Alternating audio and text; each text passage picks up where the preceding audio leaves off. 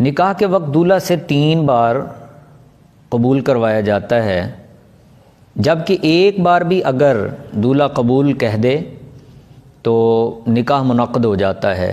فقہاء کرام نے لکھا ہے کہ عقد نکاح ہو یا کوئی بھی اور عقد ہو، وہ ایک بار بھی قبول کرنے سے منعقد ہو جاتا ہے۔ اور اس حوالے سے ایک اور بات بھی ذہن میں رکھیے گا کہ جو خطبہ پڑھا جاتا ہے، علماء کرام پڑھتے ہیں، تو اس خطبہ کو ایجاب و قبول کروانے سے پہلے اگر پڑھا جائے تو وہ مستحب ہے۔ عموماً درمیان میں پڑھ دیتے ہیں یا بعد میں پڑھ دیتے ہیں، اس میں بھی کوئی حرج نہیں ہے، مگر مستحب یہ ہے کہ پہلے پڑھا جائے۔ رد المختار علی الدر المختار میں اس حوالے سے لکھا ہے وَيَنْدُبُ إِعْلَانُهُ وَتَقْدِيمُ خُطبہ، پہلے پڑھنا مستحب ہے۔